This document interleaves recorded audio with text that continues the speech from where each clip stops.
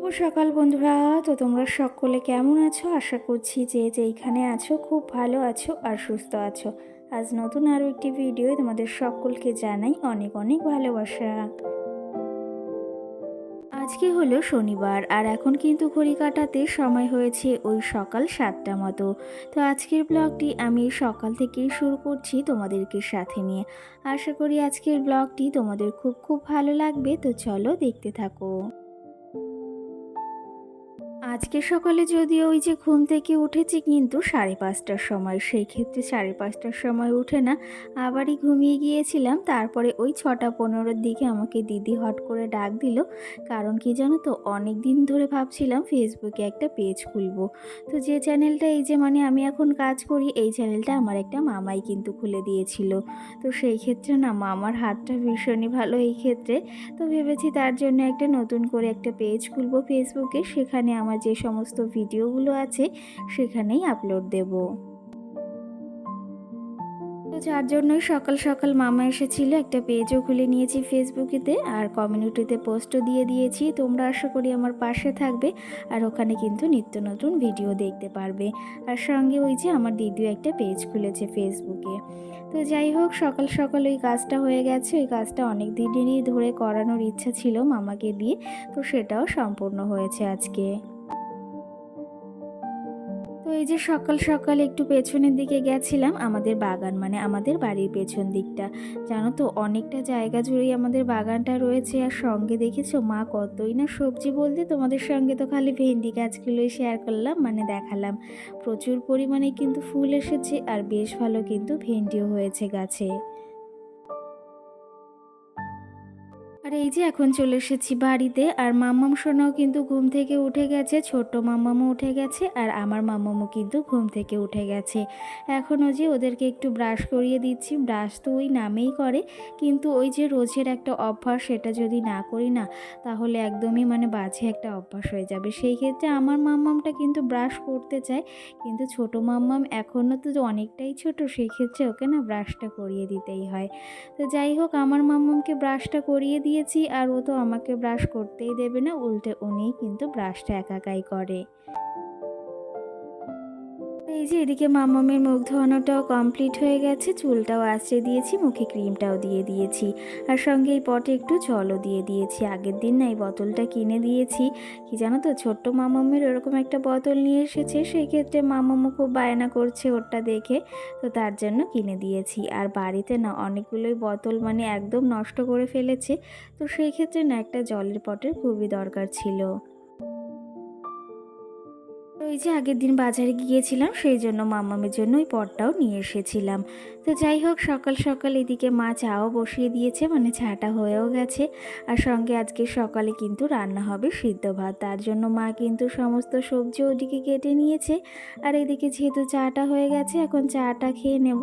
আর এইদিকে কিন্তু মা এই যে প্রেসার কুকারে কিন্তু ভাতটাও বসিয়ে দিয়েছে। যাই হোক, এইদিকে বাইরে দেখো এত পরিমাণে রোদ উঠেছে, সেটা আর কি বলবো। কি জানো তো, আমাদের এই উঠানটা নাই ওই 10টার পর থেকে আর যাওয়া যায় না, এত পরিমাণে রোদ আসে। তো সেই ক্ষেত্রে গরমটাও ভীষণ পরিমাণে পড়েছে। আগের দিন যেহেতু বৃষ্টি হয়েছিল, রাতে একটু ঠান্ডা হয়েছিল, কিন্তু আবার সকাল থেকে যেরকম সেরকম অবস্থাই হয়ে রয়েছে। তো সকাল সকাল আজকে মাংস এনেছে, মা গিয়েছিল ওই তো স্কুল মাঠে, তো সেখান থেকেই মাংস আনা হয়েছে। আর আজকে চলে যাবে দিদি, তার জন্য বলল তুই রান্না কর মাংসটা। তার জন্য আমি সমস্ত কিছু এদিকে গুছিয়ে নিয়েছি, সমস্ত কিছু মাই গুছিয়ে দিয়েছে। এদিকে তোমাদের একটু দেখিয়ে দিচ্ছি রান্না করব জন্য। আর ওই যে বললাম দিদি আজকে চলে যাবে, তো সেই ক্ষেত্রে এই যে দুপুরের রান্নাটা আজকে আমিই করব। আর কি জানো তো, আমার হাতের রান্না আমার দিদি কিন্তু বেশ পছন্দ করে। আমি জানো তো রান্নাটা বেশ ভালোই শিখে গেছি, এটা কিন্তু আমি নয়, আমার দিদি আমাকে বলে। তো যাই হোক, এরকম যদি কেউ বলে বা তাকে রান্না করে খাওয়াতে বলে, আর যদি রান্না করে না খাওয়াতে পারি তাহলে কিন্তু একদমই ভালো লাগে না।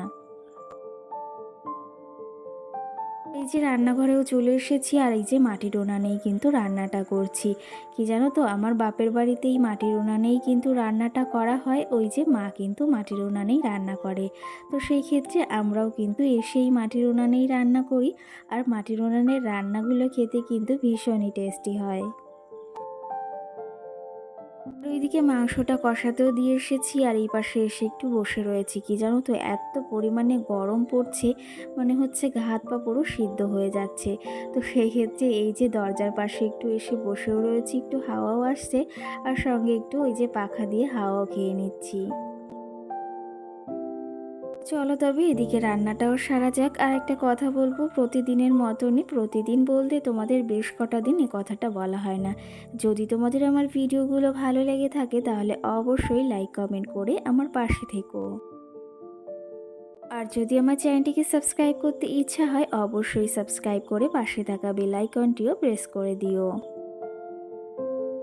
আর আমার যে সকল বন্ধুরা অলরেডি এই কাজটি করে রেখেছো তাদেরকে অসংখ্য ধন্যবাদ জানাই আমার পাশে থাকার জন্য আর ভিডিওগুলোকে দেখার জন্য। তো তোমাদের এটুকুই ভালোবাসাই চাই, আর এর থেকে বেশি আমার আর কিছু চাওয়ারই নেই। আর তোমাদের এই সুন্দর সুন্দর কমেন্টগুলো ওই যে বলেছি আগেও, পড়তে কিন্তু আমার বেশ ভালো লাগে। তো যাই হোক, এইদিকে দেখো রান্নাটাও কমপ্লিট করে ফেলেছি তোমাদের সঙ্গে গল্প করতে করতে। আর আজকে কিন্তু তেমন কিছুই রান্না করিনি, শুধু এই মাংসটা আর একটু কষানো মাংসই কিন্তু উঠিয়ে রেখেছি।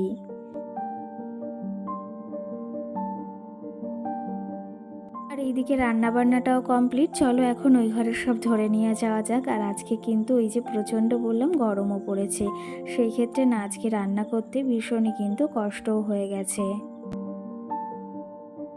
তো চলো তবে প্রতিদিনের মতনও আজও তোমাদের কিছু কমেন্টের রিপ্লাই দেওয়া যাক। একটা দিদিভাই আমাকে কমেন্ট করেছে যে তোমার ভিডিওগুলো খুব ভালো লাগে, সঙ্গে কিন্তু এটাও কমেন্ট করেছে যে তোমার বাবার বাড়ির হোম ট্যুরটা দিও, আর তোমার বাবার বাড়ির ডিজাইনটা আমার ভীষণ সুন্দর লেগেছে। তো সেই ক্ষেত্রে দিদিভাই অবশ্যই শেয়ার করার চেষ্টা করব, কিন্তু কবে করব সেটা আমি কিন্তু বলতে পারছি না। তো এই যে ভেবেছি তোমাদের কিছুটা আমি দেখিয়ে দিই, কিছুটা বলতে আমাদের এই যে বাইরের ডিজাইনটা তোমাদের একটু দেখিয়ে দিলাম। তো সেই ক্ষেত্রে ওই যে কবে শেয়ার করতে পারবো সেটা কিন্তু আমি বলতে পারছি না। যাই হোক, এইদিকে বেশ খানিকটা সময়ও পেরিয়ে গেছে, আমার দুপুরের রান্নাবান্নাও কমপ্লিট হয়ে গেছে আর আমার মাম্মাম সোনাও কিন্তু ঘুম থেকে উঠে পড়েছে। আর এইদিকে দেখো মা করছে ঠাকুর পুজো, আর তার সঙ্গে আমার মাম্মামও এদিকে এসে এই যে দাঁড়িয়ে রয়েছে। তো তোমাদের হালকা করে একটু দেখিয়ে দিলাম আমাদের ঠাকুরের এই যে জায়গাটা, মানে সিংহাসনটা। এদিকে কিন্তু দুপুরে খাওয়া দাওয়া করতেও বসে গেছি, আর এর আগে কিন্তু মাম্মামকে মাংস দিয়ে ভাত খাইয়ে নিয়েছি। কি জানো তো, প্রচণ্ড খিদেও পেয়ে গেছে, আর এর ভেতরে একটা কাণ্ডও ঘটেছে, সেটাও তোমাদের সঙ্গে অবশ্যই শেয়ার করব। তো তার আগে এই যে ভাতটাকে গুছিয়ে নিয়েছি কিন্তু সুন্দর করে। ওই যে বললাম মাংসটা আজকে আমিই রান্না করেছি, সেই ক্ষেত্রে মাংসটা আজকে মুখে দেওয়ার মতনই ছিল না। সেটাও তোমাদের অবশ্যই বলবো। কি জানো তো, এতটা কষ্ট করে রান্না করে যদি খেতেই না পারি, আর এত টাকা দিয়ে মাংস কিনে যদি সেটা ফেলে দিতে হয়, আমাদের মতো মধ্যবিত্ত পরিবারে খুবই কিন্তু গায়ে লাগে জিনিসটা। বন্ধুরা, আমাদের দুপুরে খাওয়া দাওয়া কমপ্লিট, আর এখন কিন্তু ঘড়ি কাটাতে সময় হয়েছে ওই বিকাল 5টা। তো খেতে খেতে দুপুরে খাওয়া খেতে খেতে বেজে গেছিলো মানে 4:30 মতো।